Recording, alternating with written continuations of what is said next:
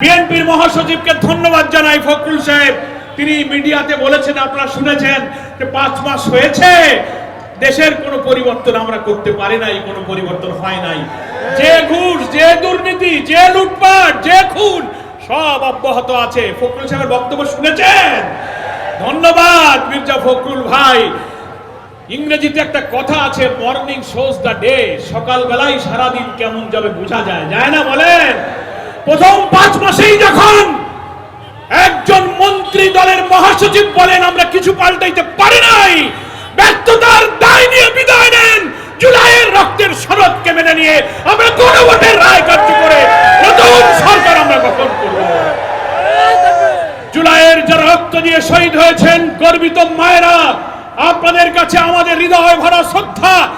শহীদ হয়ে আল্লাহর কাছে তারা জান্নাতের উচ্চ মর্যাদা পাবে। যারা আহত হয়েছেন দুনিয়াতে সম্মানিত হবেন, আখিরাতে সম্মানিত হবেন। 11 দল জামাত ইসলামীর কর্মসূচি আসছে।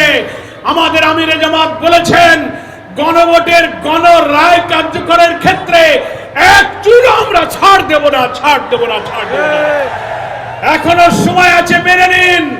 5 তারিখে পল্টনের ঐতিহাসিক চত্বর থেকে বাংলাদেশে আবার আন্দোলনের ডাক আসবে। এই ডাককে আপনারা বিনয়ের সাথে মেনে নিয়ে আসুন, দুর্বার আন্দোলনে আমাদের গণভোটের গণ রায়কে আমরা কার্যকরী করি। নাগরিক অধিকারের বিরুদ্ধে, গণ রায়ের বিরুদ্ধে আপনারা পদক্ষেপ গ্রহণ করেছেন। আপনারা দেশ চালাতে পারেন না, খুন গুম, দ্রব্যমূল্য বাড়ছে, গ্যাসের সংকট, মা বোনেরা চুলা জ্বালাতে পারছে না। আপনারা এখন সংবিধান নিয়ে বসে আছেন। 5 মাসে যারা ব্যর্থ হয়েছে